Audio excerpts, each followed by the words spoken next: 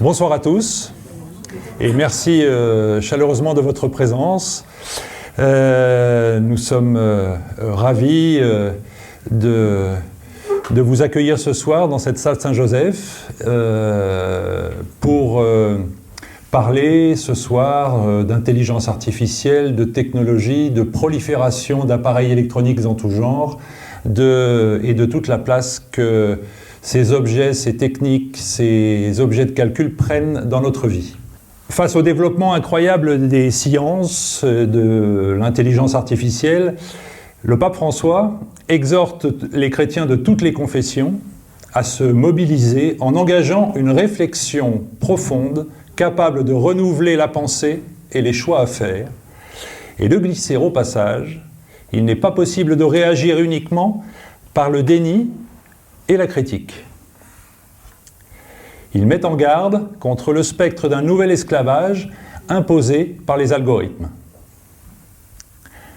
Devant une consigne de notre cher pape François aussi claire, j'ai d'abord, plus exactement, écouté une interview d'un jeune philosophe et économiste, qui est mon voisin de droite, Julien Gobin, et qui m'a donné envie d'acheter son livre « L'individu, fin de parcours, le piège de l'intelligence artificielle ». Alors j'ai lu ça avec grand intérêt cet été, et Julien a réussi un exercice, c'est-à-dire de faire la synthèse de tous ces sujets dont nous entendons parler partiellement, et d'en globaliser et d'en tenir le paradoxe pour, justement, il vous le dira mieux que moi, montrer quels sont les risques pour notre propre liberté. Je vais citer un passage de son livre pour vous faire saliver. Les structures symboliques des sociétés humaines, arbitraires, sont ainsi vouées à se dissoudre, chacune d'elles constituant une poche de résistance irrationnelle qu'une solution technique se chargera un jour de rationaliser. Alors, pas de déni, pas de critique systématique. On n'est pas là pour vous dire que la technique c'est pas beau, que la technologie c'est mal et voilà. Mais par contre, que faisons-nous devant l'omniprésence de la technologie? Et quels sont déjà les effets quantifiables sur l'homme et sur nos vies quotidiennes dans l'absolu? Donc, je vais passer la parole tout de suite à Julien, qui va vous dire les choses bien mieux que moi. Et merci encore pour votre présence.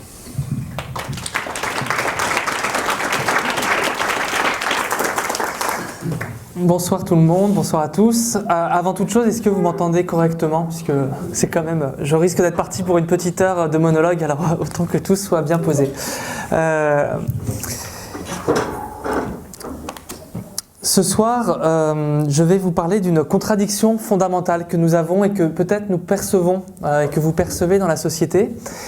Et c'est pourquoi il sera dans mon exposé aussi bien question de technologie, mais aussi des questions sociales que l'on traverse. À savoir, d'un côté, on peut constater que dans l'esprit du temps, il y a une revendication à l'émancipation, la liberté individuelle, l'autonomie, être soi-même à tout prix, le moi authentique, le moi profond. Et on a le sentiment qu'on n'a jamais été autant dans l'émancipation. Et de l'autre côté, il y a une vague, une déferlante, qui est celle de la science, des progrès de la technologie, d'une formalisation logique de l'homme, d'une prédiction de ses comportements, et qui repose sur une vision de l'homme particulièrement déterministe, à l'opposé du libre arbitre que l'on met en avant. Et je vais donner un exemple assez simple, peut-être n'êtes-vous pas utilisateur des réseaux sociaux, mais des proches le sont. C'est que le réseau social, que ça peut être Facebook par exemple, a pour vocation la liberté d'expression individuelle, pouvoir donner son opinion par le post. On sait que dans des mouvements par exemple de contestation politique, les réseaux sociaux peuvent avoir un rôle important. Je pense ce qui s'est passé pendant les printemps arabes, en Iran, les réseaux sociaux sont bloqués. Et donc le réseau social en apparence est une technique d'émancipation. Et dans le même temps, et c'est là que réside le paradoxe, lorsque l'on s'inscrit dans un réseau social, il faut cocher une petite case qui dit que l'on accepte que nos données soient transmises à la société à des fins de prédiction, publicitaires et pour nous offrir des contenus plus appropriés, pour nous enfermer en quelque sorte dans une bulle. Pourquoi ? Parce que plus la société récolte de données sur nous, plus nous sommes prédictibles. Et si nous sommes prédictibles, c'est qu'une partie de nous-mêmes n'est peut-être pas aussi libre que l'on croit, et on devient d'autant plus vulnérable à des réalités qui nous enferment, et derrière l'apparence de libération, d'émancipation, il y a une nouvelle dépendance qui se met en place. Ça n'est qu'un exemple, et j'aurai l'occasion d'en présenter d'autres.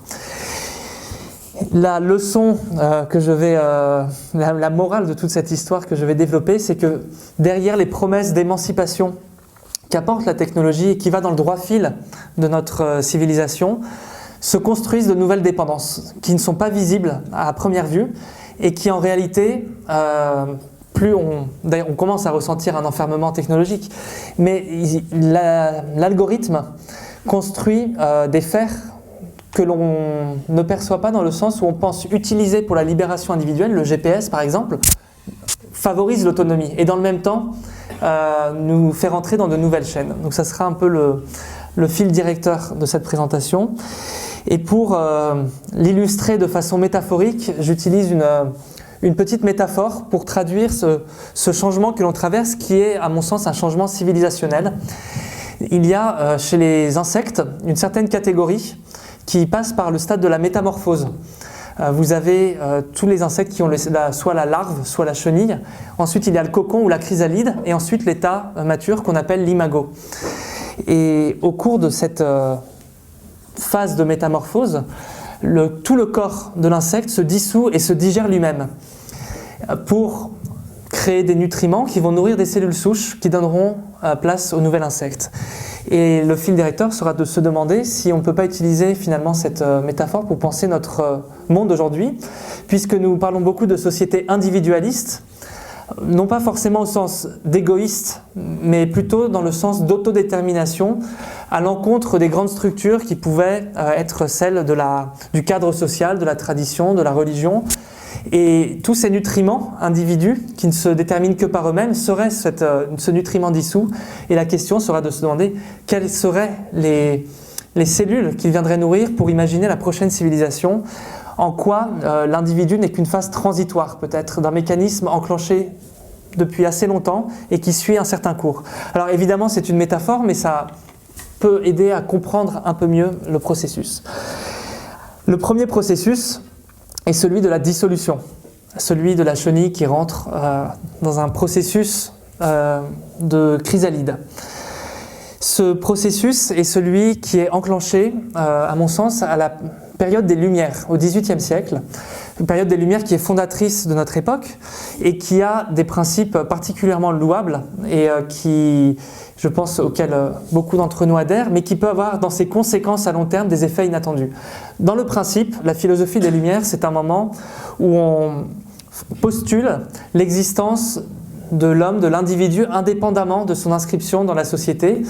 C'est la volonté de libérer l'être humain des grandes tutelles qui l'empêchent d'être lui-même, qui l'empêchent de penser par lui-même. Donc ce sont tous les préjugés, mais aussi une certaine vision de la tradition qui peut être aliénante, de tutelles religieuses lorsqu'elles ne sont pas interrogées, et donc tout ce qui empêche à la personne d'émerger et de se forger sa propre opinion. Et en ce sens, l'objectif de la philosophie des Lumières, c'est de parvenir à ce qui a constitué notre société d'aujourd'hui, qui est le consentement libre et éclairé, et qui se caractérise par l'autonomie. L'autonomie est ce moment où, nous sommes dans un cycle d'anthropologie, et c'est quelque chose de constitutif des sociétés. Il y a des sociétés de l'hétéronomie. L'hétéronomie, c'est lorsque les comportements individuels sont déterminés par les structures sociales. Donc par exemple, si on caricature, je fais tel métier parce que c'est comme ça qu'on fait dans mon milieu et on ne se pose pas la question. On épouse telle personne parce que ce sont les familles qui se décident. Et finalement, le destin individuel est pris en charge par la collectivité. Ça peut être le destin individuel, mais aussi les croyances, le système religieux. Tout cela fait la définition d'une société au sens traditionnel, du haut vers le bas, et chacun obéit à ces structures et se détermine en fonction de ces structures. Dans les sociétés de l'autonomie, eh bien, ces grandes tutelles sont, comme c'est très à la mode de dire aujourd'hui, déconstruites et pour faire émerger le libre choix. Et finalement, on va choisir en quoi croire, quel métier faire, qui épouser, comment se déterminer dans l'existence soi-même. Autonomie, je me fixe moi-même ma propre loi. Pour arriver à cet état, évidemment, il faut quelque chose de majeur qui est l'éducation. Et dans le progrès de la philosophie des Lumières, l'éducation est le phare, l'outil principal qui vise à forger ce que les philosophes appelaient l'entendement. Ose savoir, ose te forger ton propre entendement, penser par soi-même, n'est-ce pas là ce que l'on souhaite tous et dont nous sommes évidemment les héritiers, et l'école a ce rôle-là. Et donc finalement, l'homme qui est ainsi transformé par le projet des Lumières, ce n'est plus un homme qui est déterminé par la société, mais c'est l'individu. Et l'individu est un concept assez nouveau, c'est celui qui va pouvoir utiliser son libre arbitre, penser par lui-même, affranchi des tutelles. Et donc, quand on dit affranchi des tutelles, c'est affranchi des déterminismes qui nous empêchent d'être nous-mêmes. Si je suis né dans un milieu avec des préjugés, telles croyances, et qui m'empêchent de m'exprimer, eh bien, par l'éducation, je vais pouvoir, mon libre arbitre, pouvoir m'en affranchir. Et donc l'individu, c'est celui qui est indivisible, celui qui a pu ôter les différentes couches qui le déterminent. Donc tout ça, c'est un programme de liberté, une liberté entendue comme émancipation. Une émancipation qui, dans le fil de l'histoire, si on la simplifie un petit peu grossièrement, mais on le voit bien dans l'histoire, en tout cas occidentale, puisque mon point de vue est celui de la civilisation occidentale et de la manière dont la technologie s'imbrique dans ce programme, et celui de l'émancipation. Si on pense à la question ouvrière, c'est toujours ne pas être aliéné. Ensuite, la libération homme-femme, c'est toujours dans cette idée d'émanciper individuellement à l'égard des injustices, des choses qui empêchent d'être soi-même. Mais toute la question qui va se poser, c'est quelle est la limite ? Jusqu'où est-ce qu'on s'émancipe ? Jusqu'où on considère qu'un obstacle est une limite, un déterminisme ou constitutif de ma nature ?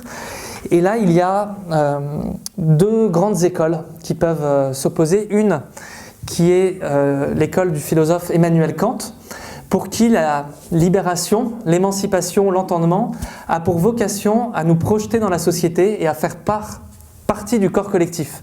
Donc je suis libre, mais ma liberté est une liberté politique. Et puis il y a un deuxième courant un gars du coin, comme on dirait, qui est Jean-Jacques Rousseau, qui est assez différente, puisque pour lui, l'émancipation vise davantage à se protéger des influences extérieures pour faire émerger un moi qu'il appelle naturel, qu'on pourrait dire aujourd'hui authentique, vis-à-vis de tous les déterminismes qui empêchent l'expression de la singularité. Et dans son livre « L'Émile » sur l'éducation, il montre bien que le problème, l'enjeu de l'éducateur, ça ne sera pas d'imposer à l'élève un savoir, mais au contraire de laisser l'élève faire émerger lui-même certaines connaissances. Donc il ne faut surtout pas qu'il y ait une relation verticale. Et le but étant de forger un individu, et il pose évidemment une question fondamentale, il se dit, mais finalement si on est complètement soi-même, vivre en société devient problématique, puisque la vie en société, ce sont des compromis, c'est de l'arbitraire que l'on accepte parce que c'est la condition pour vivre avec les autres. Et il écrit, malgré son idée de volonté générale, il a des passages très clairs où il dit entre faire un individu, il dit un homme, mais en ce sens c'est un individu, entre faire un individu et un citoyen, il faut choisir parce qu'on ne peut pas faire l'un et l'autre en même temps. Et donc là, il y a une vision beaucoup plus radicale de l'émancipation. Et cette vision-là a pris de l'ampleur depuis, au cours du XXe siècle, mais particulièrement à partir des années 60-70, et qui a débridé le phénomène d'émancipation, et que l'on voit aujourd'hui dans les débats sociaux, où il y a souvent cette idée que tout élément qui irait à l'encontre de ma nature est vu comme un déterminisme, et donc quelque chose qui irait à l'encontre de l'expression démocratique que l'on voudrait de l'individualité, puisque tout cela est très lié à la démocratie. Alors quand on parle de la démocratie, on imagine voter, évidemment, mais pour voter, il faut tout un programme qui transforme l'homme pour que quand on vote, on se fasse sa propre opinion, que ça soit notre propre jugement. Autrement, si l'on vote et qu'on est la marionnette de personnes plus puissantes, à quoi bon voter? Donc sans le libre arbitre, sans le consentement libre et éclairé, la démocratie n'a aucun sens. Et en ce sens, quand on parle des sociétés démocratiques, il y a le régime politique, mais aussi tout le programme éducatif d'émancipation qui va avec. Et lorsque je parlerai ensuite de logiciels démocratiques, de sociétés démocratiques, c'est en ce sens. Et le citoyen idéal d'une démocratie, c'est évidemment le citoyen émancipé à l'égard des déterminismes. Puisque si je suis un bourgeois et que je vote bourgeois parce que c'est mon milieu, à quoi bon me faire voter? Ce n'est qu'une question de rapport de force entre ceux qui ont le plus d'intérêt. Donc le but est de faire germer le fort intérieur de chacun. Face à cette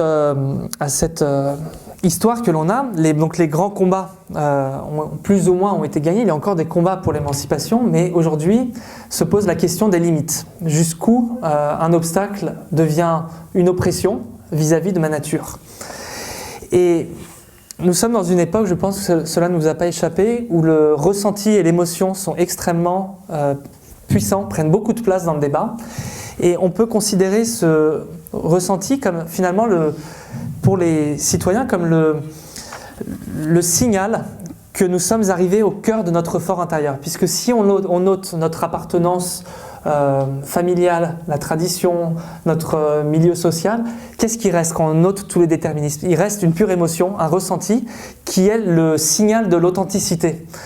Et dans un débat télévisé, quelqu'un qui s'indigne, eh bien là on se dit c'est vraiment son fort intérieur qui s'exprime, et en ce sens, ça devient paradoxalement la validation d'une authenticité de la parole qui est celle du citoyen désiré, le citoyen tel qu'on le souhaite, mais qui, paradoxalement, nous expose à énormément de vulnérabilité, puisque ce sera tout un enjeu, mais plus on s'émancipe, plus notre personnalité peut devenir vulnérable à d'autres influences. Et la question sera de savoir, est-ce que l'on peut s'émanciper sans tomber dans d'autres types de déterminisme? Y a-t-il un fort intérieur qui existerait indépendamment d'autres influences? Et pour cela, on va aller dans le cœur de la chrysalide. Et dans ce cœur de la chrysalide, qui est notre société aujourd'hui, il y a un état contradictoire, puisque c'est une transformation en cours. Nous avons des grumeaux qui correspondent encore au corps de la chenille, qui sont encore un peu attachés, qui sont pour nous des comportements désindividualisés, des comportements d'appartenance encore à certaines structures, mais qui ont tendance à se déliter. Et puis des aspirations du nutriment que nous sommes à plus d'autonomie, plus de liberté, et donc aspirer vers autre chose. J'emprunte cette métaphore de la chrysalide, en tout cas je l'ai utilisée puisqu'il y a un sociologue qui s'appelle Zygmunt Bauman, qui est décédé mais qui a écrit un livre très intéressant qui s'appelle « La société liquide ». La liquidité étant l'état de notre monde d'aujourd'hui dans lequel les grandes structures se sont plus ou moins dissoutes et les individus doivent être dans la flexibilité, la prise d'initiative, être toujours en mouvement et finalement les racines, les liens deviennent des entraves. Donc toujours être en mobilité. Cette liquidité correspond très bien à cet état de la chrysalide. Alors cet état est un état paradoxal et qui traduit trois paradoxes que l'on, à mon sens, quand je dis on, en toute humilité c'est moi, mais que je perçois, qui sont trois paradoxes de la liberté traduisant un individu tiraillé entre un avenir et une volonté de retourner dans le passé. Ces trois paradoxes sont trois paradoxes de la liberté. La liberté, on peut la définir de trois manières, en tout cas trois champs d'application. Le premier champ, c'est aujourd'hui l'émancipation, se libérer. Je me libère de chaînes, donc je dois déconstruire, me retirer de faire qui m'empêche d'être moi-même. Mais une fois que je suis moi-même, eh bien, il faut s'assumer, il faut agir. Cette liberté d'action suppose d'assumer sa liberté. Ça, c'est le deuxième point, le passage en action. Et puis, évidemment, nous ne sommes pas des êtres complètement abstraits. Et on parle évidemment d'un troisième type de liberté qui est la liberté politique, faire société. On n'est pas libre si on ne peut pas s'inscrire dans un corps collectif. Eh bien, vous allez voir que ces trois types de liberté sont aujourd'hui à un stade de tension, tendu entre deux éléments. Le premier que j'analyse, c'est celui de l'émancipation, avec comme fil directeur une question finalement simple que j'ai déjà soulevée. Lorsqu'on se libère de chaînes, est-ce que l'on ne s'expose pas à d'autres? Y a-t-il un état originel qui serait un état de pure liberté qu'on pourrait rejoindre? Ou alors, toute libération implique-t-elle l'appartenance à d'autres types d'influences? Peut-on exister de manière non incarnée? Parce que l'incarnation, c'est évidemment les lois du déterminisme aussi. Et je prends un exemple un peu polémique, mais qui est, je pense, absolument symptomatique de l'ambivalence qu'il y a dans cette tension, à savoir l'identité est-elle comme un noyau, un atome, ça serait l'individu pur, indivisible. On dit bien que, bon, avant la fission de l'atome, on pensait que l'atome était l'unité principale. Eh bien, mon fort intérieur, mon moi authentique, ce que je suis, mon libre arbitre, etc., traduit-il ce noyau dur? J'aurais ôté toutes les couches de déterminisme pour arriver à ce caillou qui est ma personne. Ou alors, suis-je comme un oignon, un ensemble de couches, et à mesure que je les ôte, j'en ai de moins en moins, je suis de plus en plus fragile, jusqu'au moment où on ôte la dernière, et là il n'y a plus personne. Et donc ce sont deux visions philosophiques qui s'incarnent parfaitement dans la question du changement de sexe et la question du genre aujourd'hui. Alors je m'explique, dans le mouvement LGBT qui est un mouvement très général, il y a en réalité deux écoles philosophiques qui se côtoient mais qui sont en parfaite contradiction puisque chacune d'elles incarne une des positions. D'un côté, il y a une position qui dit que toute l'identité de genre, si on se sent homme ou femme, est un déterminisme social. Donc c'est la société qui impose, et c'est variable selon les époques, et on voit bien que la définition d'être masculin ou féminin peut changer selon les civilisations ou les époques, donc il y a une part culturelle. Tout est social, donc c'est imposé à mon individualité, donc l'émancipation reviendra à déconstruire cela, et que la biologie est un déterminisme qui n'existe pas. Donc il n'y a pas de déterminisme biologique, il n'y a que des déterminismes sociaux, et la libération reviendra, évidemment, pour être authentiquement soi-même, à retirer ces déterminismes-là. Et si vous connaissez un peu, les personnes qui se disent non-binaires, par exemple, sont dans cette libération complète. On ne s'identifie à aucun genre imposé par la société, et on ne se sent ni homme ni femme, que ce soit dans la biologie ou dans le côté culturel. Mais de l'autre côté, il y a une autre... Donc ça, c'est je dis une école, mais que j'appelle idéaliste, dans le sens où ma personne n'est pas conditionnée par mon appartenance sociale et mon appartenance biologique. De l'autre côté, il y a ceux que j'appelle, pour simplifier, transsexuels, qui font un changement de sexe, qui passent par la table d'opération, mais qui font aussi un traitement hormonal.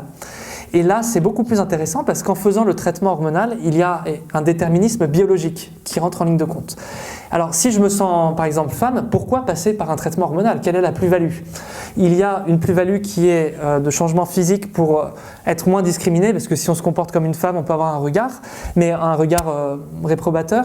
Mais en écoutant les témoignages, il y a quelque chose en plus qui est le besoin de vivre certains déterminismes biologiques que le traitement hormonal pourrait apporter. Et il y a, pour exemple, deux sources que j'ai prises. L'une, ce sont les brochures d'information pour aider les personnes trans à faire leur parcours de changement de sexe. Il y a écrit l'effet du traitement, du traitement hormonal. Donc ils mettent changement physiologique, plus de poils, moins de poils, etc. Et puis il y a marqué tempérament, changement de tempérament, etc. Et là, tempérament, c'est évidemment beaucoup plus flou, parce que qu'est-ce que c'est que le tempérament? La première définition, c'est la personnalité. Ça ne veut pas dire qu'on va complètement changer, mais il y a des éléments qui viennent rentrer en ligne de compte. Et lorsqu'on écoute ceux qui ont fait le traitement, et j'ai pris beaucoup d'exemples sur YouTube, de personnes qui sur 5 ans expliquent leur transition et partagent ça. Et il y a une question à un moment qui germe, c'est est-ce que ça m'a changé ce que je suis? Alors ils disent, non, je n'ai pas changé, je suis toujours moi-même, mais c'est vrai que j'ai changé, mais c'est parce que je suis encore plus moi-même qu'avant. Donc déjà on reconnaît un changement, mais on ne sait pas trop, et ils disent, mais mon entourage trouve que j'ai changé, mais c'est juste que je suis plus heureux, donc évidemment je rayonne différemment, etc. Et donc il y a toute une ambivalence qui est de se dire, pour ma libération, je vais retirer une couche d'oignon, mais je vais en prendre une autre. Et le pouvoir que la technologie apporte, et on aura l'occasion d'y revenir, c'est évidemment pouvoir mieux permettre à l'individu de s'orienter dans les déterminismes sociaux, mais aussi avoir un pouvoir à l'égard des déterminismes biologiques. Et c'est le double front, notre époque démocratique combattait les déterminismes sociaux, et la science permet un nouveau front, qui est celui des déterminismes biologiques. Le changement de sexe est un exemple assez évident, mais il y a beaucoup d'autres possibilités techniques, notamment en ce qui concerne la procréation. Donc ça, c'est l'émancipation, et le paradoxe, finalement, c'est quand on se libère, est-ce qu'on ne tombe pas dans d'autres déterminismes, puisque je finis sur ceux qui font le traitement hormonal, il y a ce côté de prendre un déterminisme biologique, mais aussi d'adopter les attitudes et le code vestimentaire du cliché opposé, là où les non-binaires diraient que tout ça c'est une construction sociale. Donc finalement, il y a un côté, les uns font le jeu finalement du patriarcat ou des clichés sociaux, et les autres s'en émancipent. Et donc on a là une tension, à la limite individuellement elle n'est pas perceptible, mais si on prend le mouvement dans son ensemble, ce sont deux visions de l'identité et de l'individu qui s'opposent. L'une, émancipation radicale, et l'autre, je quitte un déterminisme pour tomber dans un autre. Le second grand paradoxe, donc on se libère, on fait de son mieux pour en tout cas faire émerger ce moi profond qui est si souvent invoqué dans notre monde, mais encore faut-il l'assumer. Et là c'est quelque chose qui est beaucoup plus pernicieux, c'est que je suis libre, bon, je me suis émancipé à l'égard des injonctions sociales, à l'égard de mes relations amoureuses, du travail que je dois faire. Finalement, j'ai beaucoup plus de liberté qu'il y a un siècle. Néanmoins, quand on est libre, il y a un fardeau, il y a quelque chose, un prix à payer, c'est la responsabilité. Si je suis libre, eh bien, tous mes choix, leurs conséquences, si elles sont positives ou négatives, m'incombent. Dans une société de l'hétéronomie, on n'est pas responsable, c'est voulu, c'est comme ça. Je pense en Inde, le système des castes, on n'a pas choisi, c'est comme ça. Eh bien, cette responsabilité convient à certaines personnes, mais elle a pour corollaire, évidemment, de devoir être le maître d'énormément d'aspects de sa vie. Des aspects qui sont très pratiques, comment s'organiser dans la vie, quel travail faire, qui épouser, où habiter, mais aussi quel sens donner à mon existence, puisque le sens n'est plus donné, auquel système religieux croire, et tout cela fait peser un poids qui est à la fois physique, puisqu'il faut gérer beaucoup plus d'aspects de son existence seul, anticiper des risques, mais aussi un poids cognitif et existentiel. Existentiel, puisque le sens du monde, en tout cas, n'est plus aussi certain qu'il ne pouvait l'être avant. Je ne dis pas qu'avant c'était mieux, je dis qu'avant le sens était beaucoup moins interrogé et pouvait sécuriser beaucoup plus les individus. Et le corollaire de cette insécurité qui pèse sur les êtres libres, eh bien, ce sont toutes les pathologies contemporaines qui sont apparues dans les années 70, que sont la dépression, le burn-out, l'anxiété, des personnalités borderline, puisqu'on a pléthore de choix, mais il va falloir bien choisir. Et il y a des éléments qui traduisent ce besoin d'être... à la fois, on souhaite être libre, mais ce besoin d'être rassuré, d'avoir des repères. Et un phénomène que j'analyse est celui de l'essor des coachs dans notre société. Les coachs qui sont là pour finalement apporter une rustine, des cours particuliers de sens ou de comportement, lorsqu'en fait le comportement n'est plus donné, le sens n'est plus donné.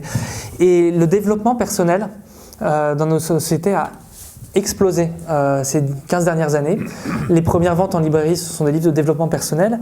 Et le développement personnel, qu'est-ce que c'est ? Et c'est là où c'est intéressant, c'est une technique. Ce sont des techniques pour mieux gérer ce désarroi qui nous est donné. Alors, si on est anxieux, voilà, il y aurait des techniques, des préceptes à suivre. Et là où c'est intéressant, c'est ce qui distingue d'un système religieux plus établi, c'est que c'est un système général. Alors ça sera, je sais pas, les 15 grands principes ou 15 techniques pour lâcher prise, pour être soi-même, pour se libérer, pour mieux méditer, et qui vise l'efficacité. Une efficacité qui est censée s'adapter à tous, un principe général qui s'adaptera à des millions de personnes, mais un principe suffit. Et là où il y a un effet pervers et qui explique aussi pourquoi on le retrouve autant dans les entreprises, c'est que le développement personnel, entendu comme ça, évidemment il y a des choses très bien dans le développement personnel, mais c'est que les coachs et les programmes donnent une direction mais ne donnera jamais la solution. Et donc on va suivre les préceptes poursuivre des préceptes, il va falloir user d'une qualité qui est la cause de notre tourment, c'est la responsabilité, l'autodiscipline, tout ce qui fait qu'on tombe en burn-out. Et donc on va devoir appliquer ces préceptes. Si ça ne marche pas, on va se dire je ne les ai pas fait assez bien, on en fait d'autant plus. Ça ne marche pas, on se sent coupable et ça ne fait que renforcer l'injonction à être plus performant, à changer ses désirs plutôt que l'ordre du monde, là où en réalité c'est tout le système qui conduit à un désarroi. Et donc il y a cet effet un peu pervers qu'on peut avoir dans le développement personnel, mais qui traduit très bien le besoin d'avoir un cadre. Et en réalité, les techniques qu'on nous donne ne font que redoubler les causes du tourment. Il y a d'autres éléments que je donne dans le livre, mais je voudrais qu'on avance vers la technologie aussi.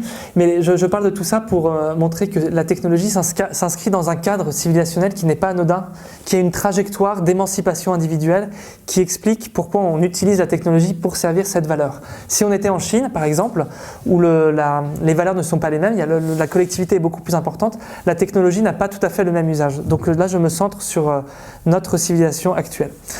Le dernier grand paradoxe, donc on avait s'émanciper, s'assumer. Le troisième, c'est faire société. Et faire société, évidemment, pour l'individu, c'est un énorme problème, puisque faire société implique des règles, implique des compromis, de l'arbitraire. Alors c'est arbitraire, mais ça n'est pas arbitraire pour rien, ça permet de fluidifier les rapports entre les personnes. Donc, de faire quelque chose dont l'individu a horreur, c'est le compromis vis-à-vis de soi, le compromis vis-à-vis de son moi profond, de sa nature authentique. On n'est pas soi-même complètement, on n'est pas tel que l'on est dans l'intimité quand on est en société. Puisque, évidemment, il y a ces déterminismes, ces influences qui nous obligent à faire un effort sur soi. Et cet effort sur soi, il implique, un peu de manière provocatrice, mais ce qu'on appelle l'hypocrisie. Parce que étymologiquement, hypocrite, c'est le masque que portaient les comédiens grecs pendant la comédie. Donc on joue un rôle. Et dans l'Empire romain, c'était persona, le personnage, qui était aussi ce masque. Et être un personnage, on sait bien que c'est être un peu en spectacle. Mais finalement, quand on y pense, à chaque fois qu'on est en société, il y a une partie de nous qui joue ces codes. Et ces codes sont arbitraires, mais ils ont un effet extrêmement puissant, qui est de fluidifier les rapports sociaux et donc de construire le collectif et de permettre à un corps collectif de se développer. Or, pour continuer à être émancipé tout en faisant société, là il y a un problème de logistique. Comment est-ce qu'on fait ? Et c'est là où progressivement il y a des solutions qui se mettent en place, et notamment par Internet et l'algorithme, qui permet de créer des mondes sur mesure. À savoir la possibilité de bénéficier des avantages de la vie en société sans forcément avoir à sortir de sa nature profonde. On peut tout à fait se faire livrer ses courses, faire du télétravail, interagir avec l'administration, tout ça par Internet, mais aussi s'affranchir de l'étape intermédiaire du monde commun. Alors je m'explique, lorsque l'on a un besoin, finalement, il va falloir, pour le combler, aller dans le monde, dans le monde réel. Et pour ça, il y a la société. La société implique évidemment rencontrer des personnes qu'on ne veut pas forcément voir, avoir ces déterminismes sociaux qui nous contraignent, pour arriver à notre objectif final. Et donc là, les applications permettent finalement de proposer des services qui contournent tout ce monde commun. Je vous donne un exemple qui est apparu depuis 15 ans à peu près. Ce sont les applications de rencontres. Donc il y a Tinder par exemple, vous avez peut-être déjà entendu ce nom. Donc on regarde des profils et puis voilà. Donc là c'est très intéressant de voir la manière dont cette personnalisation permet de contourner le monde commun et donc de diminuer le lien social. Si on prend de manière un peu caricaturale, évidemment c'est décrit de façon plus simple, mais plus précise, mais lorsque on prend une société traditionnelle où la technologie n'est pas là, les personnes qui veulent rencontrer quelqu'un, si on prend dans un village des jeunes qui veulent rencontrer l'amour, le lieu en général habituel où ce genre de choses se passe, c'est la fête de village. La fête de village rassemble tout le monde déjà. Il y a les anciens, les jeunes, toutes les générations. Il y a des musique, des danses traditionnelles, qui est un produit culturel. Et pour arriver à sa fin, on passe par toutes les étapes symboliques, culturelles, qui font que finalement, on n'est pas tout seul avec son désir, on partage tout ça avec tout le monde, et là, il y a une inscription dans un corps collectif. Aujourd'hui, on peut être sur son canapé, on regarde des profils, on en choisit un, Et là, la société n'a eu absolument aucune emprise, ça s'est fait indépendamment. Et si on passe les applications de rencontre, les réseaux sociaux permettent de rencontrer des personnes qui correspondent à nos idées, d'avoir des mondes sur mesure, puisque toutes les informations qui vont apparaître dans l'actualité, dans les vidéos qu'on va voir, sont faites pour correspondre à nos désirs, à ce que l'on sait déjà, à ce en quoi on croit. Et donc se retrouver confronté à autre chose que ce que l'on est déjà devient plus difficile. Et puis un dernier aspect Alors tout ça pour dire juste que être un individu, ça ne veut pas dire s'isoler, ça veut dire vouloir faire société, mais avec ses pairs. Et c'est là où c'est très différent, des personnes qui partagent notre ressenti. Et ces ressentis peuvent être éphémères, changés. J'utilise une petite métaphore qui est celle des criquets pèlerins. Les criquets pèlerins, ce sont ceux qui sont responsables d'une des plaies d'Égypte, c'est ces essaims. Eh bien, ce sont des insectes qui, lorsqu'ils sont tout seuls, ils sont solitaires, mais lorsqu'il y a une densité d'insectes suffisamment proche, ils deviennent complètement grégaires, et là ils se rassemblent en nuées, et il y a des énormes mouvements, et ensuite tout ça se dissout. Et finalement on voit dans les réseaux sociaux, il y a des mondes sur mesure, chacun dans son coin, et à un moment, un ressenti va fédérer l'ensemble, va créer une indignation, et ensuite tout ça va disparaître, mais le collectif n'aura été qu'éphémère. Ça ne s'inscrit pas dans la durée. Et le dernier point qui pose problème pour faire société quand on est individu, et le point évidemment majeur, c'est-à-dire, là j'ai expliqué de manière normative quels sont les points de référence communs qui font que plusieurs individus peuvent avoir le sentiment d'appartenir à la même communauté, mais aussi comment est-ce qu'on perpétue organiquement la société, et là c'est toute la question de la démographie, faire des enfants. Alors, il y a des raisons qui expliquent que être un individu, je pense que je n'ai pas trop le temps de développer parce que je voudrais parler de technologie, mais il y a le fait que faire des enfants est incompatible avec le besoin d'autonomie, le désir d'autonomie, à ne pas avoir de responsabilité. Le logiciel d'individu est en soi incompatible avec le fait de devoir se sacrifier pour quelqu'un d'autre. Mais aussi, il y a un autre aspect qu'on entend beaucoup pour les jeunes, en tout cas, c'est l'éco-anxiété, le fait de ne pas vouloir faire d'enfants au nom du climat et au nom d'un futur qui cesse d'être un avenir, un lieu d'espoir. Pourquoi ? Parce que la science apporte une idée générale que la situation va se détériorer. Bon, toute la question, c'est de se dire finalement on ne fait pas d'enfants parce que ça devient l'acte altruiste par excellence de ne pas donner la vie. Et dans le passé, il y a eu énormément de situations extrêmement catastrophiques qui n'ont pas empêché de faire des enfants. Et le baby-boom a commencé en 1942 en France, alors que le pessimisme était quand même majoritaire.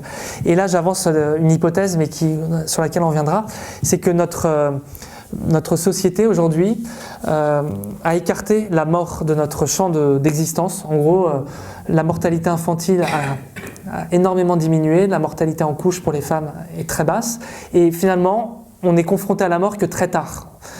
Et cela donne un sentiment d'autonomie, de toute puissance, mais aussi fait que, imaginez que le réel, tout ce qui résiste finalement à ce sentiment d'omnipotence, puisse revenir sur le devant de la scène, peut-être vivre moins bien, peut-être que la souffrance pourrait augmenter. On se dit la vie ne vaut pas la peine d'être vécue dans ce cas-là, puisqu'en tant qu'individu, évidemment, c'est une régression et on a du mal à le concevoir. Donc j'ai pas trop le temps de développer, mais c'est une hypothèse à prendre en compte. Bon, derrière tout ça, ce qui est important, c'est de se comprendre que l'individu peut se construire parce que ce qui lui résiste, et j'appelle ça le réel, finalement, la limite, est écartée. Et la technologie permet d'écarter, de créer une barrière entre l'arbitraire du monde, les limites, et moi-même. Et donc cela crée un sentiment d'omnipotence. Et évidemment, le réel ultime, c'est la mort. Et vous voyez que dans nos sociétés, la mort est évidemment très lointaine, en tout cas dans l'expérience quotidienne. Et il y a un historien qui s'appelle Philippe Ariès, dans les années 70, a expliqué que la mort est complètement sortie de notre paysage et qu'elle s'est ensauvagée. Alors, ensauvagée dans le sens où, dans les sociétés où la mort était beaucoup plus présente, culturellement, on y était confronté et on avait beaucoup d'outils pour l'appréhender symboliquement, pour lui donner du sens. On portait le deuil, on avait elle était complètement intégrée à la vie. Aujourd'hui, on est complètement démunis, on n'a plus les codes culturels, on ne sait pas quel sens lui donner, et en ce sens, elle s'ensauvage puisqu'on ne sait plus quelle emprise lui donner, quel sens et donc aller toujours le plus loin possible. Et pendant le Covid, quand la mort est en tout cas revenue sur le devant de la scène, on s'est rendu compte tout de suite que la solidarité est revenue. Parce que là, il y a évidemment une dichotomie. D'un côté, l'autonomie, la toute-puissance, écarter le réel, donne le sentiment qu'on ne dépend de personne et qu'on n'a pas besoin des autres. Lorsque la mort revient, la vulnérabilité revient, le sentiment que finalement la liberté, c'est peut-être aussi passe par les autres. Et là, c'est tout le sens de la fraternité qui revient sur le devant de la scène. Et c'est une dynamique que la technologie a tendance à accentuer et qui nous conduit à la deuxième grande partie de cette présentation, qui est le rôle de la technique là-dedans. Puisqu'on voit que l'individu est tiraillé, un besoin d'être toujours plus libre, mais en même temps des tensions, vouloir faire société, vouloir se désindividualiser quand même pour revenir à des structures qui donnent du sens. Et finalement, le constat qu'on peut se dire, c'est que l'individu n'a pas encore trouvé la traduction politique et civilisationnelle qui lui permettrait de réaliser son ambition d'émancipation sans en subir les souffrances que cela implique. Et donc là, vous voyez que la technologie rentre en ligne de compte. Pourquoi ? Parce qu'elle permet de répondre aux trois grandes impasses ou paradoxes de la liberté. Le premier qui est de s'émanciper. Alors, on pourrait énumérer beaucoup d'aspects, mais dans l'émancipation, il y a évidemment l'émancipation à l'égard des déterminismes sociaux. Les réseaux sociaux, Internet, peuvent apporter des échappatoires, tout en faisant entrer dans de nouvelles dépendances, évidemment. Mais il y a aussi une grande lutte qui est en train d'être menée à l'égard des déterminismes biologiques. Donc j'ai parlé du changement de sexe, mais pour les femmes, par exemple, il y a la congélation des ovocytes qui permet de retarder l'âge pour la procréation. Sans la science, ça n'est pas possible. Et la question de l'euthanasie, c'est de transformer finalement la biologie, qu'est-ce que c'est ? C'est le hasard. Et de transformer le hasard en choix. L'euthanasie est une façon de transformer l'inconnu de la mort en choix. Et l'inverse, l'opposé ultime, c'est la naissance.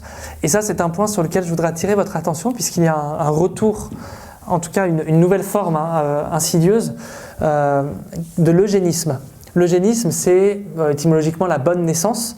C'est la sélection des naissances des personnes qui vont naître, que l'on connaît et qui a mis un grand tabou, raison pour laquelle on ne voit pas sous quelle forme c'est aujourd'hui employé. On pense au nazisme quand on pense à l'eugénisme. Faire naître tel type de personnes, empêcher la reproduction de personnes indésirables. Or, l'eugénisme est apparu dès la philosophie des Lumières, en tout cas a été pensé. Pourquoi ? Parce que cela correspond absolument au programme de la philosophie des Lumières. Et la technique en général est un outil au service des Lumières. Je m'explique. Vous avez un auteur qui s'appelle Condorcet, à la fin de sa vie, qui dresse un peu qui fait le bilan du programme des Lumières et se dit pour l'émancipation, on a plusieurs outils à notre disposition. Il y a le bien-être physique, mais surtout l'éducation, les mathématiques, les langues, la lecture. Tout ça, c'est formidable. Le problème, c'est que tout cela est conditionné par un substrat biologique qui est l'humain. Et ça, à chaque naissance, on recommence et on ne peut pas l'améliorer. Et il se dit, mais si on pouvait l'améliorer.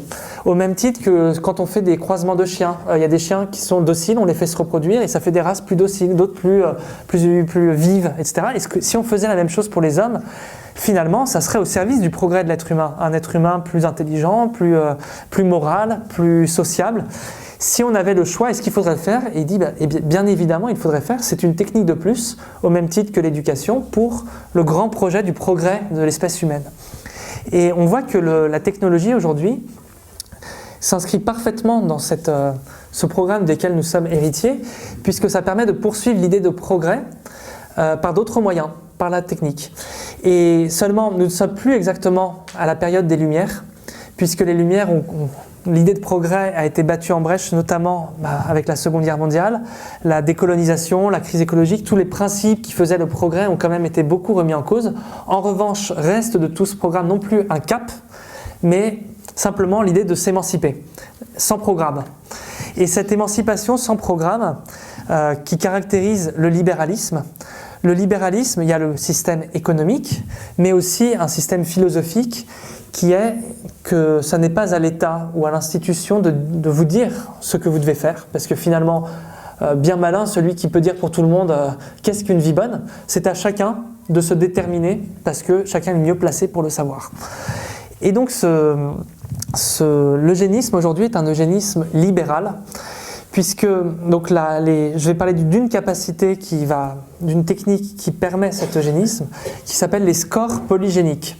Alors, à partir d'une banque de à peu près 500 000 personnes qui ont à la fois donné leur code génétique, mais aussi ont répondu à toute une batterie de tests cognitifs, de personnalité, parcours personnel, on peut corréler. On voit que les personnes qui ont eu tel parcours de vie, qui ont telle personnalité, on voit que sur des grandes analyses, ils ont 1000 variants génétiques qu'on retrouve plus ou moins. Et bien, quand vous allez avoir dans une procréation médicalement assistée 10 embryons, vous pouvez faire le test et voir cet embryon a une probabilité de développer une maladie cardiaque extrêmement sévère, qu'on voit la probabilité que ça se produise est très forte, et déjà aujourd'hui ça justifie qu'on ne choisit pas cet embryon. Seulement on peut aller plus loin. Et il peut y avoir des prédictions évidemment sur le sexe, la couleur des yeux, ça aux États-Unis c'est fait, mais depuis peu il y a une start-up aux États-Unis qui propose, à partir d'un gros échantillon d'embryons, une probabilité d'avoir un QI développé. Alors le QI, évidemment ça touche à l'intelligence, mais ces scores qu'on appelle polygéniques permettent d'avoir quand même une prédictibilité de logique verbale, par exemple. Est-ce qu'on aura une appétence pour la lecture? L'environnement a un rôle très important, mais il y a quand même une part génétique qui a été vue.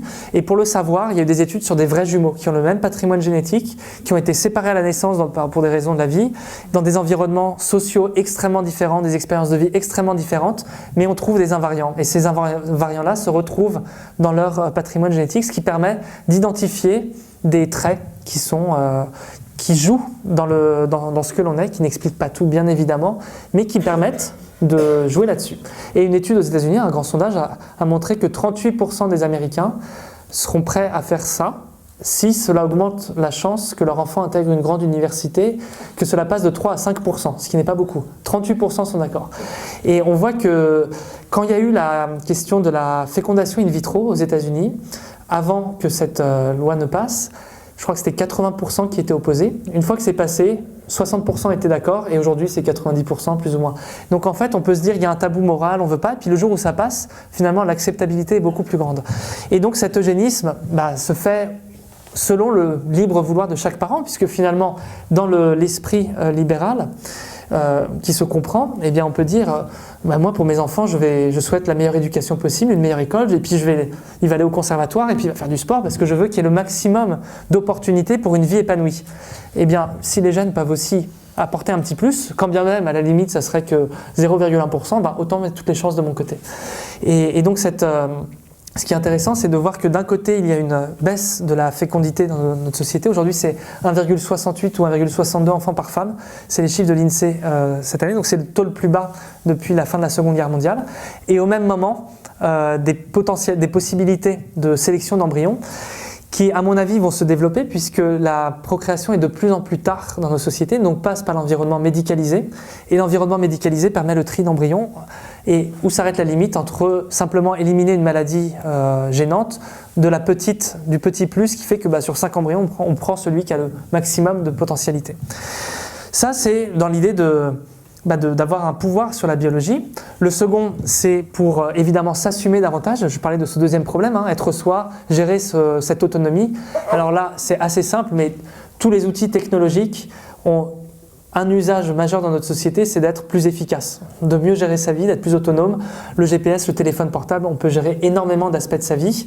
Il y a aussi, on pense à ChatGPT, ChatGPT qui est générateur de langage, mais qui aide à écrire des mails, à traiter des informations, à faire des recherches. Tout cela dans une perspective de productivité, aussi bien vis-à-vis d'une société, mais aussi vis-à-vis de soi-même, pouvoir traiter plus vite, plus de choses. Et donc cette course à l'autonomie, être toujours plus productif, plus autodéterminé et pouvoir se délester de cette grande charge que constitue le fait de devoir gérer tous les aspects de sa vie. Il y a aussi autre chose que sont les neuromédicaments. Neuromédicaments, ce ne sont pas les drogues, mais c'est tout ce qui va influer sur le cerveau. Donc il y a évidemment anxiolytiques, antidépresseurs qui permettent de mieux supporter notre condition de la liberté, paradoxalement. Et également certains stimulants, et je pense à la ritaline, La Ritaline qui est utilisée pour les personnes qui ont des troubles de l'attention, mais lorsque c'est utilisé sans trouble de l'attention, cela favorise la concentration, la productivité, et dans beaucoup de milieux, c'est utilisé. Il y a la cocaïne qui est évidemment beaucoup plus dangereuse, mais la Ritaline, c'est moins impressionnant, mais c'est exactement la même idée. Et on peut imaginer, pour être plus performant et gérer davantage l'exigence de l'efficience et de la productivité, cet ajout.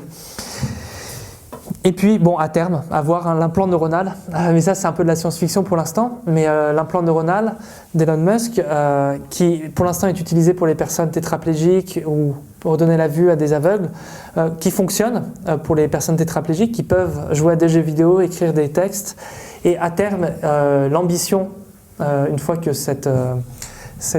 le côté médical sera passé, c'est d'être évidemment plus performant, plus productif, d'avoir un super libre arbitre, parce que dans un monde très complexe, il faut avoir un super libre arbitre, et pouvoir communiquer beaucoup mieux avec l'intelligence artificielle, puisque quand l'intelligence artificielle peut avoir beaucoup de données, nous fournir énormément d'informations. Le problème, c'est que quand nous, on la lit, ce sont quelques kilo-octets d'informations par minute qu'on ingère. Si on peut avoir des encyclopédies d'un coup, ça serait beaucoup mieux. Ça, c'est science-fiction, mais en tout cas, l'idée étant toujours d'aller dans plus de productivité, plus d'efficience, et donc ça rentre parfaitement dans la logique de l'individu. Et dernier aspect, évidemment, ce sont les montres sur mesure. Il n'y a pas de bulle informationnelle et de confort que peut nous apporter la vie en société sans en subir les inconvénients si on n'a pas toute la technologie qui vient nous permettre d'accéder aux avantages du monde commun sans avoir à en subir les conséquences.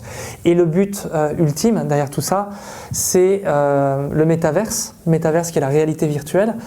Quel est l'intérêt de tout cela ? Finalement, c'est de vivre, de profiter au maximum de l'expérience du monde réel, puisque l'illusion est censée être parfaite. Pour l'instant, on n'y est pas, mais on peut tout à fait imaginer que l'illusion soit très bonne, mais tout en filtrant le monde que l'on va avoir. Donc on peut tout à fait avoir une expérience très riche, mais avec ce qu'on veut, avec tel type d'identité, et à ce moment-là, l'individu est complètement clos dans son identité supposée.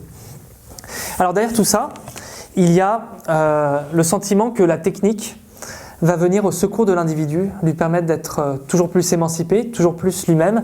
Et finalement, on dit souvent que c'est peut-être aussi le stade ultime du libéralisme et qui peut aboutir à la marchandisation généralisée et la marchandisation des corps aussi.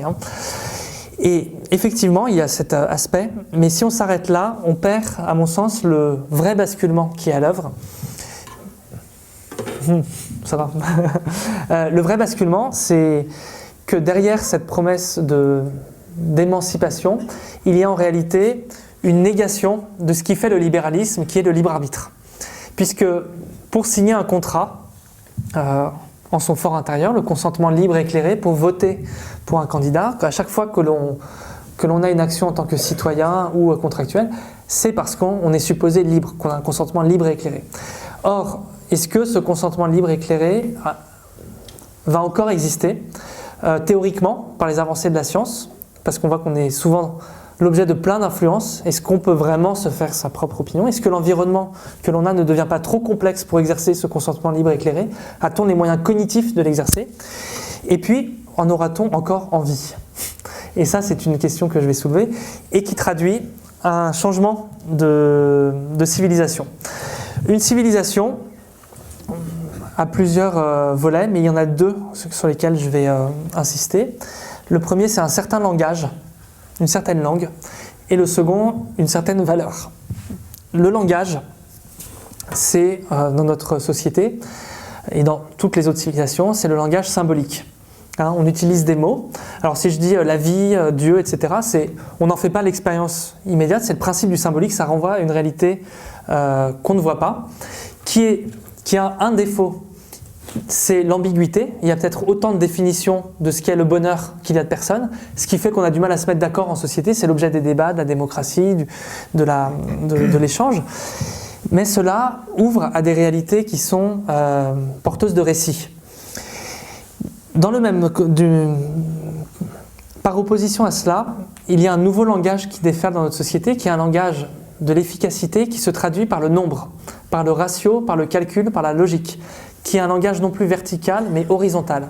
Et pour bien saisir cette dichotomie, vous avez dans l'évangile selon saint Jean cette phrase très célèbre, au commencement était le verbe. Eh bien, c'était écrit en grec à l'origine, au commencement était le logos. Et le logos a été traduit, le langage, le discours, le verbe, tout ce qui a fait que Aristote dit l'homme est un animal politique parce qu'il a le logos, il a le langage, ce qui fait qu'on peut communiquer, on peut construire des projets politiques, et c'est le langage symbolique duquel nous sommes héritiers. Et puis, vous avez un autre sens pour le logos, qui est le ratio, le calcul, l'ordre du monde. Et là, vous avez une autre vision qui est celle de la logique, de la mathématique, du rapport entre les choses, et c'est toute la donnée aujourd'hui que l'on a, la donnée au sens, le rapport entre les nombres, qui fait que l'on a une optimisation possible de notre société, une efficacité, ça passe par le calcul. Et le calcul, c'est le langage de l'algorithme. Le logos en tant que ratio, c'est l'algorithme. Et ce nouveau langage-là commence à se substituer au nôtre. Et pour en donner un exemple, et ça a une histoire, il y a toujours eu l'idée de trouver une langue universelle, la langue de la vérité, la langue qui nous donnerait accès au vrai. Et évidemment, il y a la tour de Babel au début, mais ensuite, chaque grande discipline avait un peu son langage qui serait celui qui permettrait d'accéder à la vérité du monde. Il y a le langage théologique, le langage religieux, et il y a aussi les philosophes qui avaient leur langage aussi en disant attention, nous, il faut interroger les mots, une certaine façon de penser la rhétorique, le langage.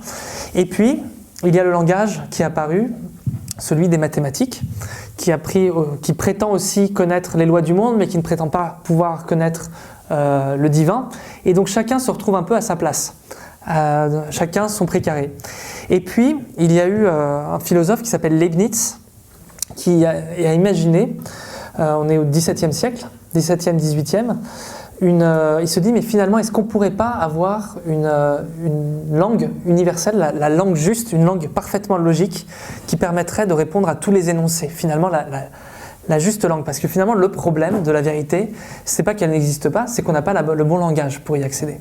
Et il imagine une machine, alors ça n'a jamais abouti, mais il y a beaucoup pensé, une nouvelle langue qui traduirait tous les énoncés de manière logique. Et il se dit, et ensuite on met dans un calculateur, comme une grosse calculatrice, et il se dit, une fois qu'on aura cette langue, eh bien, lorsque des philosophes vont se quereller sur une discussion de politique, de droit, etc., plutôt que de se quereller, à la fin, ils vont s'asseoir à la table et ils se diront, bon, eh bien, asseyons-nous et calculons. Et là, on saura.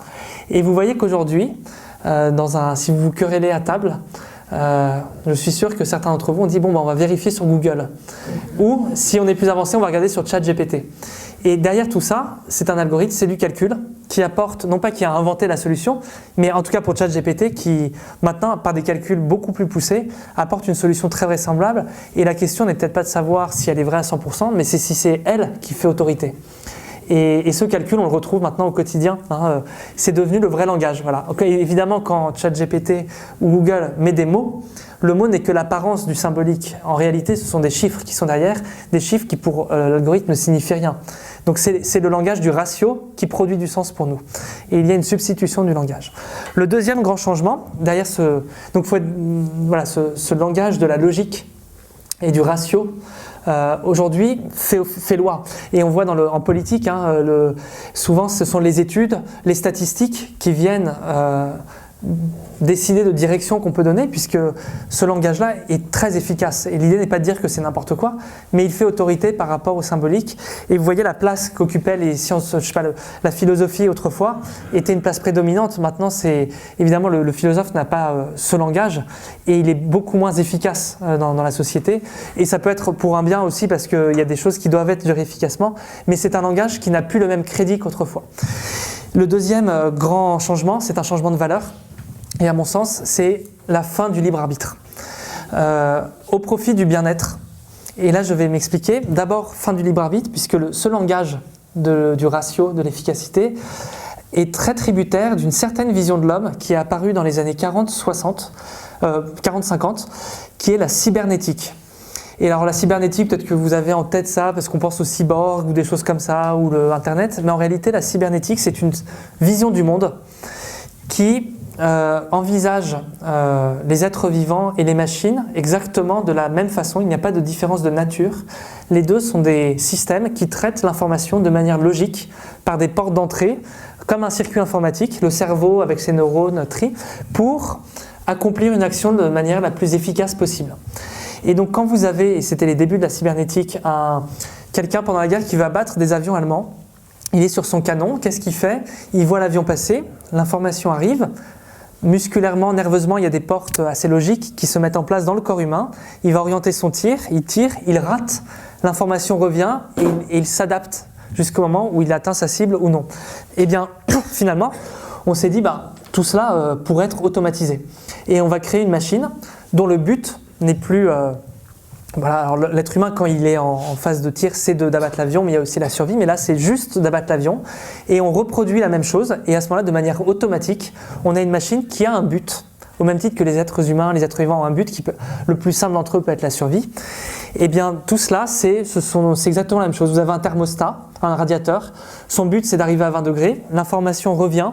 Quand il atteint 20 degrés, il s'arrête et il est autorégulé. Cette autorégulation s'appelle l'homéostasie. Avoir son propre équilibre. Eh bien, les êtres vivants ont la même chose, quand on a soif, quand on a faim, quand on a du stress, quand on est anxieux, tout ce qu'on souhaite, c'est revenir à un état de calme. Eh bien, tout cela fait qu'un être vivant ou une machine, il n'y a pas de différence réelle entre tout ça. Ce sont des centres de traitement de l'information, de calcul, et qui pour arriver à un objectif. Donc le libre arbitre derrière tout ça, le libre arbitre, si on pense que c'est de prendre une décision de manière purement libre, sans influence, tout ça est une illusion puisque ce ne sont que des circuits qui travaillent. Et donc tout dépend du processeur que l'on a, qui travaille à notre place, et la conscience n'est pas un agent. C'était simplement presque un spectateur de théâtre qui voit une scène et qui pense être l'acteur alors qu'il ne fait que voir les choses. Alors c'est une question qui était très... impossible à répondre, enfin en tout cas savoir ce qu'il en était. Il s'avère, et donc il faut prendre en compte les avancées de la science, qu'il faut prendre avec prudence puisque la science, et elle est la première à le dire, n'est pas une vérité définitive, c'est une méthode de connaissance qui est toujours prête à évoluer si les preuves apportées sont différentes, s'il y a des limites. Donc quand on dit la science dit ça, la science est la première à dire oui jusqu'à preuve du contraire. Voilà. Mais le fait est qu'il y a des expériences en neurosciences qui sont très intéressantes sur le libre arbitre. De se dire finalement l'acte ultime du libre arbitre, c'est je fais ce que je veux et quand je veux c'est moi qui veux et c'est pas mon cerveau qui a décidé à ma place et finalement je ne suis que le reliquat de tout ça. Donc je vais lever mon bras gauche ou mon bras droit, c'est ma décision finalement la plus simple qu'on pourrait avoir. Et bien on prend des personnes sous électrode pour voir comment ça se passe. Et bien le fait est que dès les années 80 et maintenant aujourd'hui, jusqu'à 10 secondes avant, on voit que le corps prend la décision et au moment où le signal électrique est arrivé à son comble, déjà on peut prévoir quelle sera la décision de la personne et au moment où on veut consciemment, en fait, tout le processus a été fait inconsciemment comme une machine qui décide à notre place et nous, étant juges et parties, on a l'impression d'avoir un rôle à jouer dedans. En réalité, on n'est que les suiveurs. Alors ça, c'est pour des actions simples, comme lever un bras dans certaines conditions expérimentales.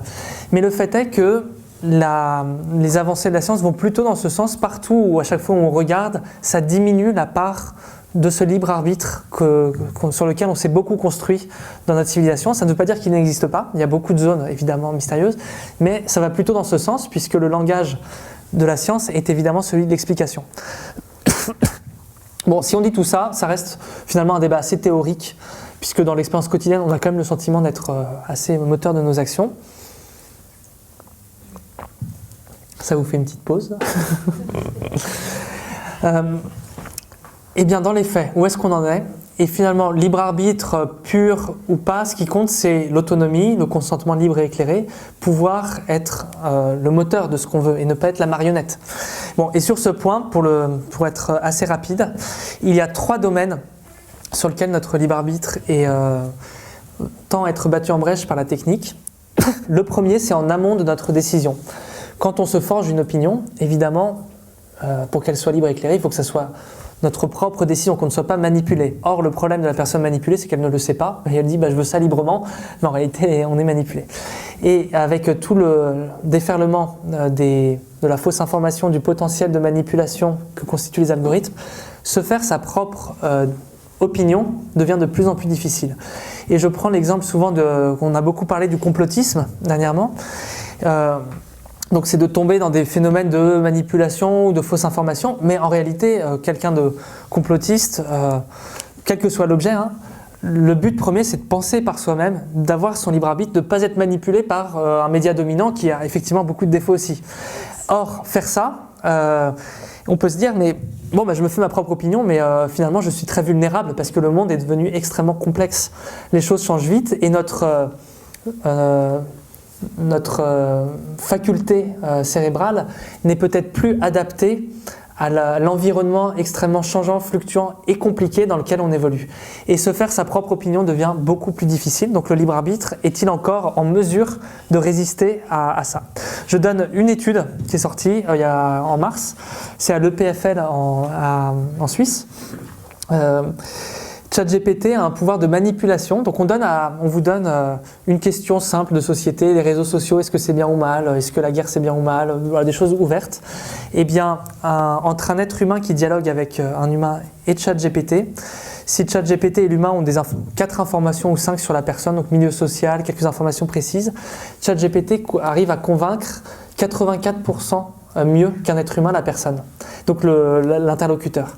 Donc la faculté de pouvoir faire changer d'avis quelqu'un lorsque les algorithmes sont suffisamment ciblés est extrêmement puissante. Et il y a eu le scandale de Cambridge Analytica en 2016 sur l'élection de Donald Trump, qui est que Facebook a vendu des données d'utilisateurs. Les données en fait permettent d'avoir énormément d'informations personnelles, ce qui a permis pour les équipes de la campagne de cibler les personnes et de faire des messages personnalisés.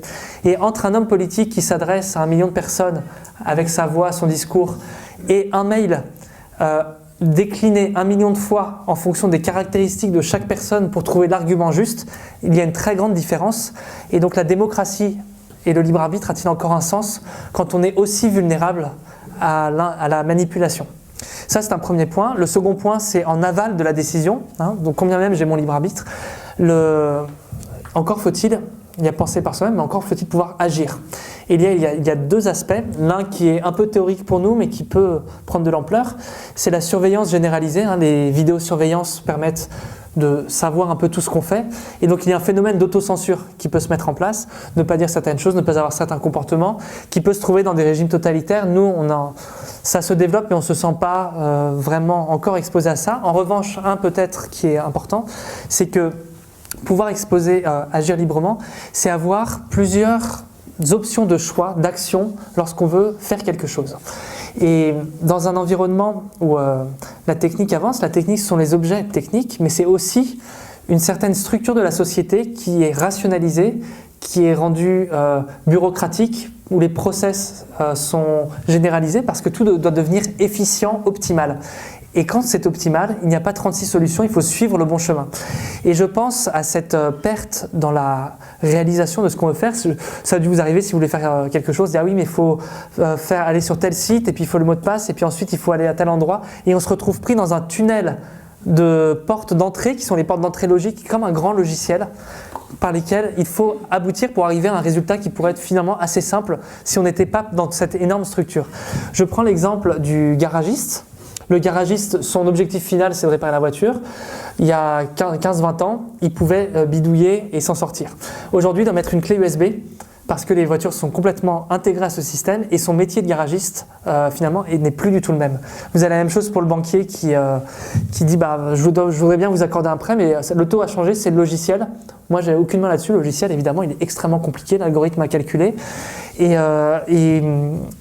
Et donc nous sommes avec cette question, peut-on encore exercer librement? Et le dernier point qui sera, on approche de la fin parce que je fais une logorée, qui est par substitution. Et là c'est peut-être le plus sournois. J'ai parlé tout à l'heure de la fatigue que pouvait constituer la liberté et il y a un psychologue qui a très bien désigné la fatigue d'être soi. Lorsque le sens n'est plus donné, être libre mais devoir en assumer le poids, on est fatigué de ça.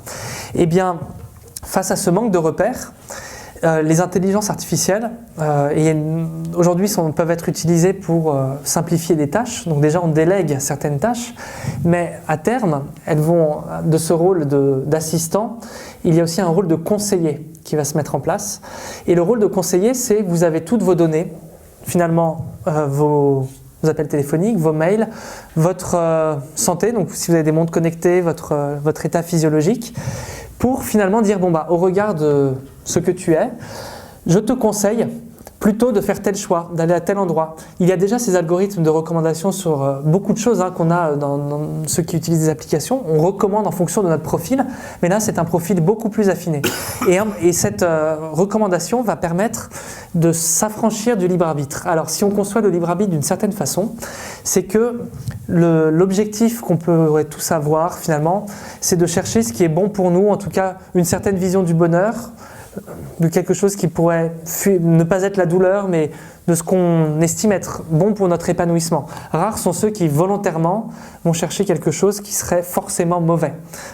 Donc, avec les outils que l'on a, on se dit, voilà, je vais guider ma vie de telle façon, mon libre arbitre est ma boussole, et je fais ce que je peux pour faire les meilleurs choix vis-à-vis de mes valeurs, vis-à-vis de ce que je pense être une vie bonne pour moi-même, pour la collectivité. L'intelligence artificielle dira, mais attention, tu es sujet à l'erreur, et on peut le comprendre, par exemple dans l'amour, maintenant on n'est plus conditionné par des structures sociales, mais il n'y a jamais eu autant de divorces, de familles monoparentales, donc choisir tout seul, est-ce que c'est forcément toujours la meilleure chose à faire? On peut se trouver dans des mauvais choix professionnels. L'IA dira, mais attention, ne te fais pas trop confiance, moi j'ai accès à beaucoup de données, je peux te comparer à d'autres personnes, et il serait peut-être plus judicieux de faire tel choix. En tout cas, c'est une recommandation. Et à ce moment-là, vous avez le même phénomène de la boussole qui est du libre arbitre, qui est remplacé par un GPS, qui vous donne la direction optimale. Vous avez Google Maps est un GPS qui vous affranchit évidemment d'énormément d'étapes pour arriver directement au but final. Et là, le but final, c'est l'épanouissement. Et la promesse derrière tout ça, c'est que l'intelligence artificielle est un outil pour la quête de soi, pour la recherche du moi profond, du moi authentique, de la réalisation individuelle, en optimisant nos qualités, ce qui est bon pour nous, en faisant le tri pour nous d'un certain nombre d'errances, de souffrances que nous apporterait la vie, donc apportera un énorme confort. Et il y a deux aspects à ça. Le premier, c'est évidemment, est-ce que c'est bon, le confort, est-ce toujours bon? Et là, on pourra en discuter, mais c'est évident que l'erreur, l'échec et l'inconnu forgent l'individualité, la personnalité. On est par, évidemment, tous les chemins que l'on a pris qui n'étaient pas prévus. Et un exemple simple, c'est quand on part un voyage, entreprendre l'avion pour aller à Bangkok et faire un pèlerinage en France. Tout le pèlerinage, c'est l'étape intermédiaire. Et là, c'est toutes les épreuves qui ne sont pas attendues, qui nous remettent en cause, mais qui font qu'ensuite on est grandi. Et le second aspect, c'est quand bien même ces recommandations ne seront pas à 100% efficaces, est-ce qu'elles seront néanmoins suffisantes pour nous rassurer, et on va les suivre quand même. Et aujourd'hui, en tout cas, toutes ces sociétés qui ont des algorithmes et réseaux sociaux fonctionnent très bien, puisque les recommandations sont bien utilisées et convainquent un certain nombre de personnes, ne serait-ce que dans le contenu de ce qu'on voit. Les gens restent très longtemps, mais les personnes de 20 ans, c'est entre 3 et 4 heures par jour sur des réseaux sociaux. Ils y restent parce que les recommandations qui sont faites sont pertinentes. Donc derrière tout ça, on a un certain modèle de désindividualisation, une externalisation et finalement une énorme dépendance qui se remet en place, une perte de notre personnalité, de ce qui fait qu'on s'est affranchi. Et donc la promesse d'émancipation nous conduit à une nouvelle aliénation. Je n'ai pas le temps d'y revenir, mais peut-être jusqu'à un niveau politique. Est-ce que petit à petit, on ne va pas déléguer aussi la gestion de la vie politique et de la démocratie à une IA? Et on dit évidemment qu'aujourd'hui, les grands projets politiques sont difficiles, il n'y a plus de cap, de vision, parce que nous sommes dans un système technocratique. Un système bureaucratique. Qu'est-ce que c'est un système bureaucratique, technocratique, de gestion? C'est un système où tout est optimisé au maximum, et ce qui compte, c'est que la machine continue à tourner. Ah oui, et donc, mais pour que ça soit, lorsqu'il n'y a plus que ça, vous pouvez tout à fait déléguer à une machine à gouverner. Puisque ce qui compte, c'est de faire tourner. Voilà, c'est l'objectif. Et alors, dernier point qui va ouvrir sur la discussion, qui est bon, ça c'est un scénario parce que la prospective, un des grands problèmes quand on pense au futur, c'est toutes choses égales par ailleurs. Et moi, je mets sous cloche notre direction, civilisation où on en est pour voir où ça nous mène. Mais évidemment, il y a tellement d'aléas que c'est bien malin celui qui dira quelle forme prendra tout notre futur. Néanmoins, il y a un invariant si on pense à plusieurs scénarios possibles. L'invariant, c'est que plus le futur progresse, plus la technologie est présente. Et ça, c'est quelque chose qui a plutôt tendance à grandir, peu importe les valeurs qu'elle pourrait servir. Finalement, on peut imaginer tout à fait une société où l'égalité est extrêmement présente, ou alors l'écologie ou l'aide, je sais pas, aux animaux, etc. Mais la technique prend de plus en plus de place. Et cette technique, on dit souvent c'est un outil, c'est le marteau, ça dépend de l'usage qu'on en fait. Je peux planter un clou ou tuer quelqu'un, tout ça c'est neutre. Or, il faut comprendre que la technique, effectivement, dépend d'un usage, mais elle a aussi une direction qui lui est propre. Et cette direction qui lui est propre est que toute technique, et notamment les techniques modernes, change le paysage. Change notre environnement et nous change en retour. Et quand bien même l'usage n'est pas un usage bon ou mauvais, cela a un effet sur nous. Un exemple simple, c'est le chemin de fer. Il n'y a pas de chemin de fer s'il n'y a pas des rails, s'il n'y a pas une transformation du paysage et qui a pour corollaire de désenclaver les personnes, qui ouvre la société, qui permet de faire beaucoup de choses, donc de tracer des routes. Et finalement, un objet technique, alors le chemin de fer, on peut l'utiliser pour faire la guerre ou pour transporter des personnes. Le fait est que ça change complètement la société. Et cette technologie, qui prend de plus en plus de place dans notre société, a un effet bien plus profond sur nous. Et j'emprunte ce raisonnement à Jacques Ellul, que vous avez dont vous avez peut-être entendu parler, qui est que derrière la technologie, c'est la technique. Et la technique, ce sont aussi bien des réalisations concrètes qu'une certaine façon de voir le monde, d'éclater le monde réel et de le reconstruire pour être efficace. Donc ça peut être une technique de management. Comment être plus rentable ? Je vais restructurer la société et les rapports entre les services pour avoir le maximum de rentabilité. Donc on éclate le monde existant et on le recompose de façon efficiente. Et c'est aussi le cas avec des instruments. Voilà. Or, cette technique fait que notre environnement qui est autour de nous est de plus en plus guidé par des objectifs d'efficacité. Et l'efficacité est un objectif, mais qui fait que les objets qui nous environnent, et notamment si on est en ville, là où le réel est de plus en plus tenu à distance, le monde qui nous environne est un monde où les objets qui existent, leur sens, a déjà été voulu en amont. Et donc, ce qu'ils sont a déjà été prévu à des fins d'efficacité. Et il y a une énorme différence entre ça, par exemple un lampadaire, où le but c'est d'éclairer, et il n'existe que pour ça, et un arbre, par exemple. Un arbre, il peut avoir une fonction vue par des urbanistes qui est de rendre ça esthétique, mais un arbre, son sens excède largement la raison pour laquelle humainement on l'a mis là.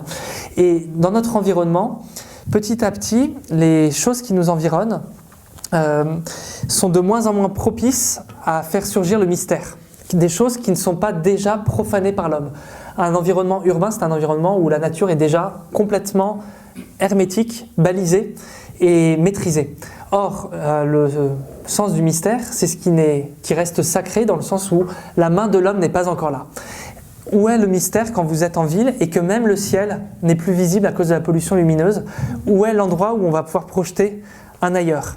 Et Jacques Ellul dit quelque chose de très intéressant, c'est que cet ailleurs, ce qui n'a pas été maîtrisé, là où le sens nous dépasse complètement, là où il y a un appel d'air pour nous, eh bien c'est là où le langage symbolique va pouvoir s'exprimer. C'est là où il n'y a pas de connaissance, là où il n'y a pas de sens qui est déjà donné, que les mots vont pouvoir mettre en récit et créer une signification qui nous ouvre vers une verticalité qui est le propre du langage symbolique, contrairement à l'horizontalité que le monde de la technique apporte, avec l'efficacité, et j'espère qu'on pourra discuter de cette valeur, l'efficacité qui est extrêmement séduisante, mais qui a pour corollaire de réduire de plus en plus la possibilité même d'exprimer presque un droit fondamental au langage symbolique. Il faut imaginer comme un grand mur avec une surface savonneuse, on a besoin de sens, et partout où on veut le mettre, notre environnement glisse dessus, puisqu'il ne permet pas d'avoir une emprise. Et donc ça, c'est une ouverture qui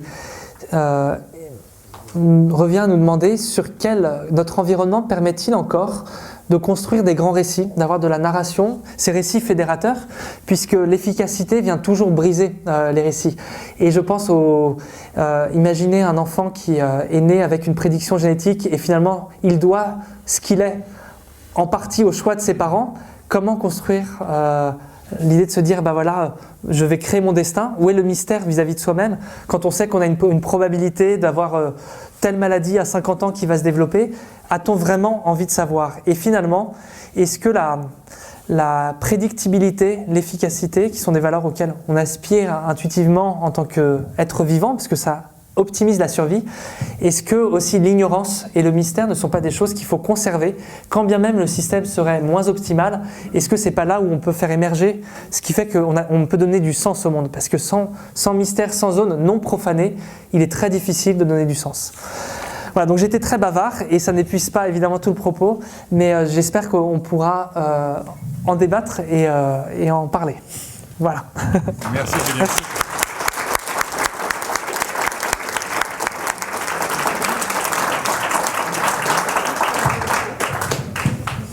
Alors, est-ce qu'il y a des questions à poser Parce que si vous n'en avez pas, moi j'en ai plein. Hein.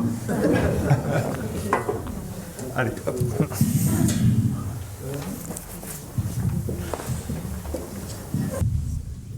Merci beaucoup, c'était vraiment passionnant, un peu rapide mais passionnant, quand on réfléchisse un peu. Est-ce que l'efficacité, ça va faire des consommateurs? Est-ce que ça va faire de nous des consommateurs?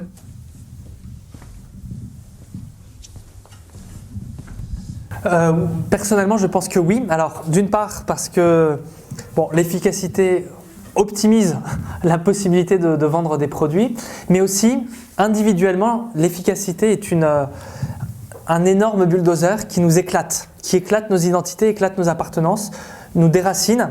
Et qu'est-ce qui reste quand on est déraciné? Il y a la consommation, qui est la seule chose à laquelle on peut se raccrocher.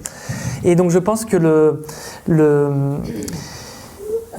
cet effet de dissolvant qu'a l'efficacité nous rend vulnérables et évidemment beaucoup plus enclins aux techniques de manipulation marketing, mais aussi au désarroi de sens qui est comblé de manière matérielle par la consommation. Donc, en mon sens, oui.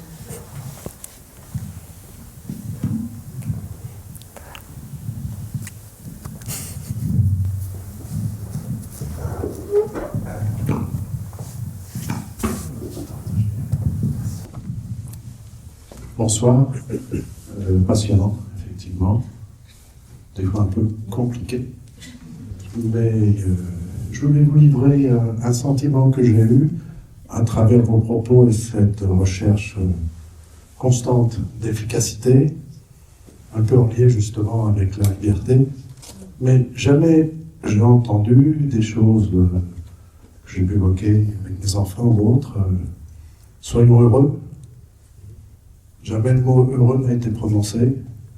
C'est-à-dire qu'il n'y a plus désormais d'aspiration de fond de l'être humain à être heureux pour lui et avec les autres. Moi, je crois que ça existe. Devant la déferlante technique que vous avez évoquée, j'entends même plus ce mot-là et ça me perturbe. Je voudrais avoir votre... Vous m'entendez si je parle comme ça? Oui, oui. Bon, bah voilà. Effectivement, à mon sens, plutôt que être heureux, le bien-être prend plutôt la place, qui est une vision extrêmement réductrice, très matérielle. Et derrière l'idée d'être heureux, il y a l'idée aussi je pense, implicitement inclus une direction, des valeurs, un récit, qui sont majoritairement, en tout cas dans notre société, je trouve, très éclatés et livrés à la libre appréciation de chacun. Et donc fixer des caps qui sont des caps où on se dit demain est un avenir et pas quelque chose de finalement où on est plutôt perdu. Enfin, je pensais à l'éco-anxiété notamment.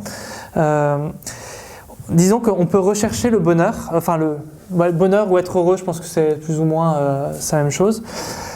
Mais je pense que dans cette recherche, qui est, j'ai pas prononcé le mot, mais je pense que quand on la recherche, aujourd'hui, on tombe dans des pièges qui font que derrière la grande ambition, on se fourvoie dans le parcours pour l'avoir.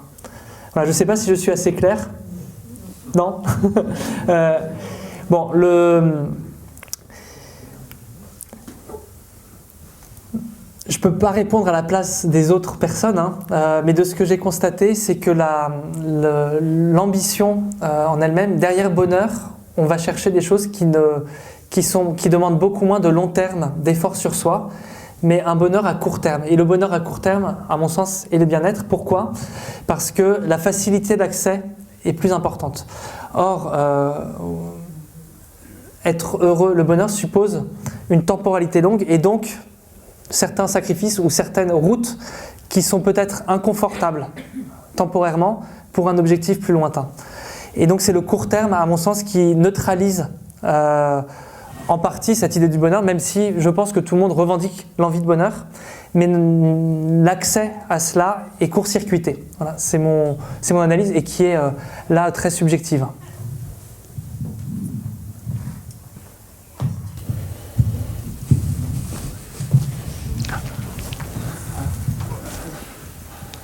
Merci. Oui, alors bon, le même sentiment, hein, c'était très très intéressant, mais bon, un peu savant peut-être au début pour moi, mais bon. Donc, ma question, c'est un point qui n'a pas été évoqué, c'est l'isolement croissant des individus face à ces technologies. Enfin, on a parlé quand même, oui, des jeunes qui passent 3 heures ou 4 ou plus, regarder, donc qui sont devant un écran, donc pour regarder quoi, de plus en plus de fausses informations et des publicités, puisqu'il y a un aspect commercial derrière tout ça. Et donc, est-ce que cet aspect d'isolement ne vous inquiète pas, puisqu'il n'y a plus de relations sociales?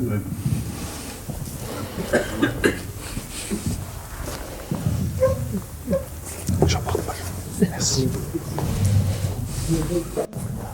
Bon, évidemment, moi, ça m'inquiète énormément. C'est la raison pour laquelle j'ai écrit ce livre. Et c'est là où c'est extrêmement inquiétant. Et on voit la dynamique du marché qui n'est pas d'annuler cet isolement, c'est au contraire de trouver des solutions techniques pour le renforcer et réduire la souffrance que cela peut créer, en apportant d'autres gratifications, d'autres services. Et le métaverse, qui est quand même un objectif à long terme du groupe de Facebook, c'est l'isolement absolu, mais dans un monde filtré. Et c'est là où le consommateur ultime est à la fois plus vulnérable et captif, c'est quand il est seul. Et le grand problème de ces plateformes, c'est tous les moments où vous n'êtes pas connecté sont des moments où les données ne sont pas transmises et donc on n'a pas assez d'informations pour vendre une publicité encore mieux ciblée et donc vous valez moins cher quand vous êtes moins connecté. Donc l'isolement est la condition même de la pérennité du système. Et le métaverse c'est l'idéal complet puisque la majeure partie de votre existence est une existence virtuelle et donc tout ce que vous faites est mesuré. Et quand c'est mesuré, ça peut être vendu de manière plus efficace. Je crois qu'il faudra que je vérifie, mais notre prix annuel, ça doit être $10. Des données qu'on émet, si on en a plus, on vaut plus cher. Quelqu'un qui passe 15 heures par jour sur un écran vaut plus cher que quelqu'un qui passe 10 minutes. Ah, c'est les annonceurs. Et ça fonctionne globalement, même si on n'achète pas tous par Internet. Il n'empêche que la rentabilité est extrêmement grande parce qu'à grande échelle, il y a énormément de choses qui fonctionnent. Et même si on n'achète pas, le fait de rester captif, déjà, c'est que l'algorithme fonctionne puisque le contenu qu'on a correspond à ce qu'on recherche. En jouant sur énormément de faiblesses de l'esprit humain, ce n'est pas forcément des choses qui nous épanouissent. Une question encore ?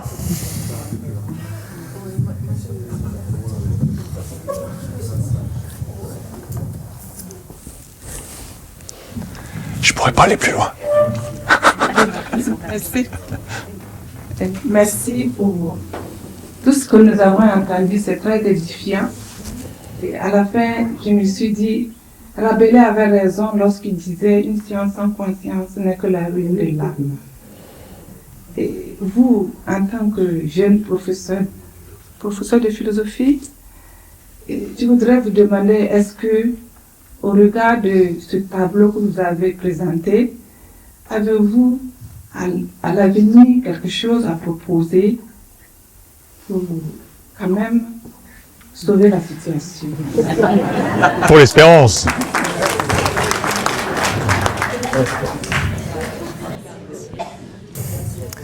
Alors j'ai ma petite idée, mais qui revient à désamorcer ce phénomène d'autosuffisance, d'omnipotence, mais qui est une illusion, mais qui est de réintroduire le réel, puisque la technologie, l'isolement que cela produit, conduit à écarter tout ce qui est en fait la nature, la réalité, ce qui nous résiste, et on voit que la technique fait une grosse barrière.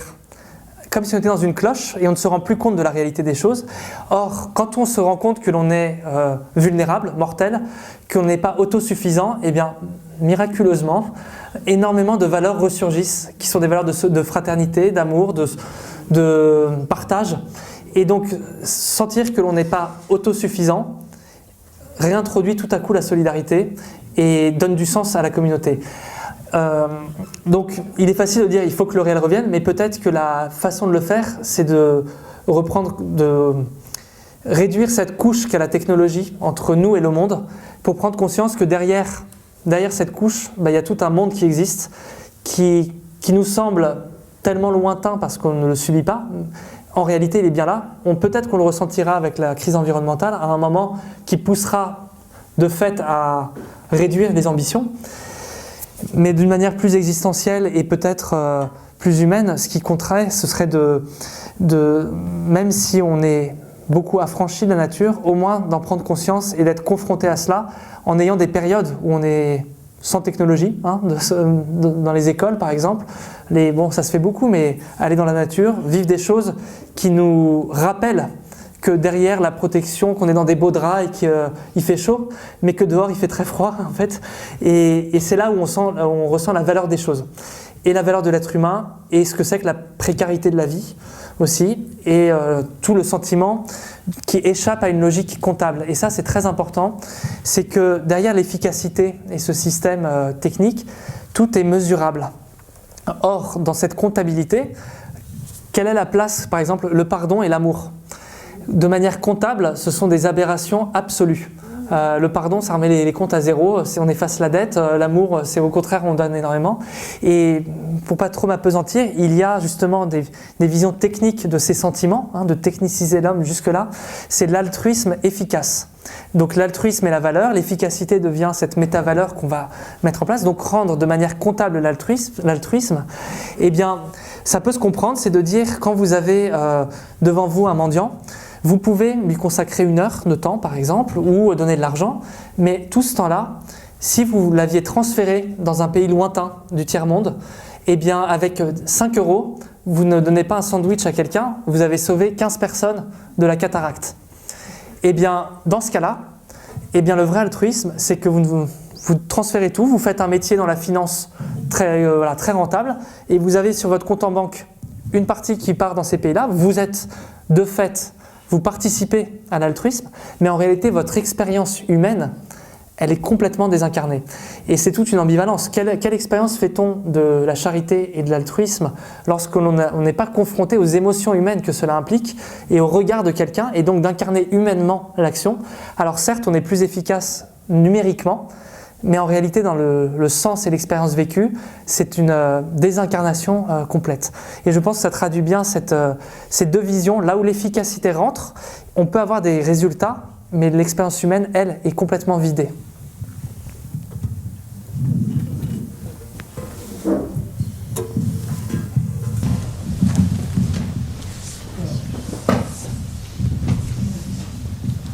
Juste en complément, il y a cette idée de faire de l'homme augmenté, c'est-à-dire que aller plus vite, avoir un réfrigérateur connecté, automatiquement ça calcule ce qui manque et il y a un livreur qui vient. Donc cette idée de faire l'homme augmenté sans effort. Donc en complément, je pense qu'il y a aussi l'effort. Vous avez dit l'amour, la charité, mais l'effort, le goût de l'effort, le goût d'apprendre, le goût d'aller oser vers l'autre, ce genre de choses. Absolument, moi, je suis entièrement d'accord.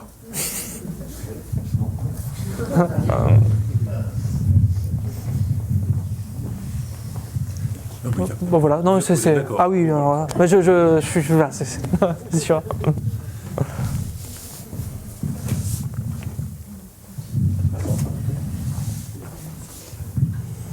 Je voulais vous remercier d'abord pour cela, mais pour tous ces mots qu'on a pu entendre.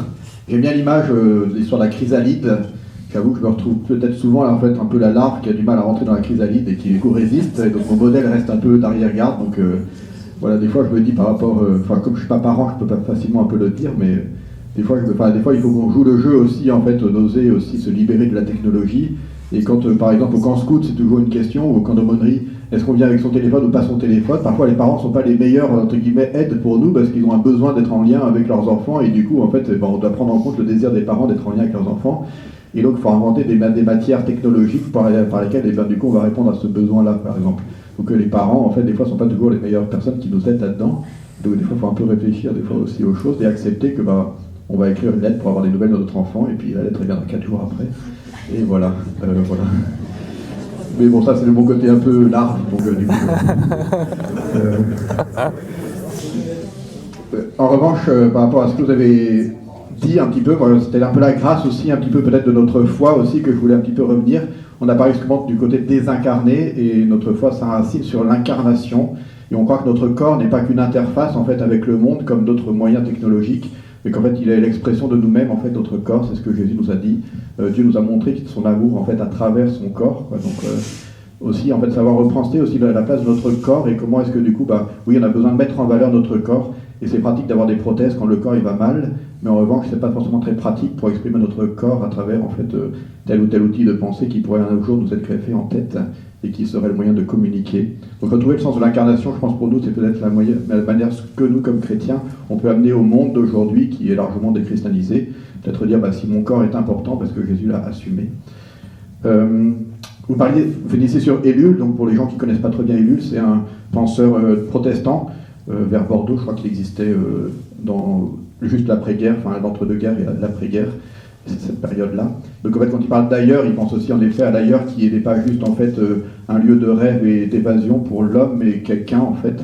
Et donc du coup, penser comment est-ce que quand on découvre quelqu'un qui est ailleurs en fait et qui nous attire, ça peut aussi aider justement à pouvoir se libérer un peu d'un besoin de maîtrise entre guillemets et de sécurité dans ce monde, parce qu'en fait c'est la personne qui va nous aider peut-être aussi. Et puis ça nous remet dans l'humilité.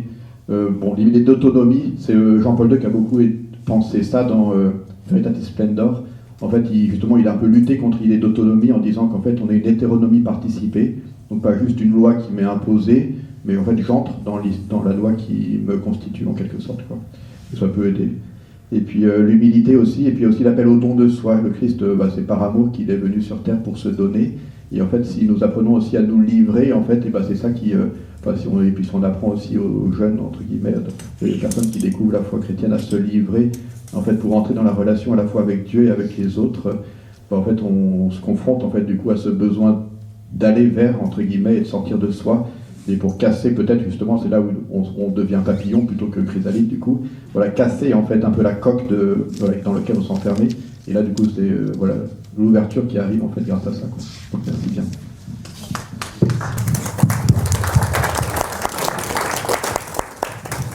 Moi, je voulais juste conclure sur l'espérance. Il y a, à mon avis, deux manières de voir, et toujours pour citer Jacques Ellul. Et Jacques Ellul pensait que l'espérance se situait dans le fait, dans le rien. Et que si on ne pense pas ça, on pense qu'il faut combler le vide. Et que le rien est un vide à combler avec de multiples artifices, accessoires, divers et variés, qui vont nourrir l'illusion de notre salut terrestre, qui vont faire qu'on va se sauver avec nos outils technologiques, et pire, s'en rendre dépendant comme jamais. Puisque comme notre salut en dépend, on va être vissé sur nos smartphones, vissé à l'IA, vissé à... etc. C'est, à mon avis... c'est dans ce que nous ne connaissons pas encore que notre salut se situe, c'est dans l'inconnaissable que notre salut se situe, dans ce qui ne nous est pas autorisé à connaître de but en blanc. Et je pense que c'est ce que... Il y a tellement de choses dans votre bouquin, et je pense que c'est ce que vous avez dit. Vraiment. Et voilà. Mais voilà. Non, mais c'est vrai, parce que c'est ça que c'est riche, et je donnais la grande trajectoire. Vous voulez le micro ? Non. Voilà, juste avant, Jacques Ellul avait dit quand il n'y a plus de sacré, le sacré est transféré dans la technique. Et aujourd'hui, la technique est sacralisée. Voilà. Je trouve que, j'en avais parlé au début, et je trouve que c'est une notion très intéressante et qu'on oublie beaucoup, c'est le mystère. Et je trouve que vraiment le mystère, si on est dans cette négation du mystère, à mon sens, on est dans la négation totale de la liberté. Parce que le mystère est un chemin infini, finalement, et qui ne se termine jamais, on n'aura jamais les réponses, mais c'est justement ça qui nous permet d'avancer et d'être totalement libre. C'est un chemin de libération. Et je trouve qu'on a cette richesse quand on a une spiritualité, qu'elle soit catho, bouddhiste, c'est cette notion de mystère. Et je trouve que ça, il ne faut vraiment pas qu'on l'oublie. Parce que là, l'intelligence artificielle n'y peut rien du tout, et c'est génial, quoi. C'est ce qui caractérise l'être humain, de croire en ce mystère, qu'on ne connaît pas en plus. Donc je trouve ça assez génial, au niveau de la liberté. Ce qui est très mystérieux, c'est que nous sommes la seule espèce à pouvoir faire une erreur volontaire. On peut sciemment faire une erreur pour enrayer toute forme de rationalité et de choses comme ça. Et donc on est l'espèce la plus imprévisible qui soit. Oui. C'est bon. Merci bien. Merci à tous pour votre participation. Merci beaucoup.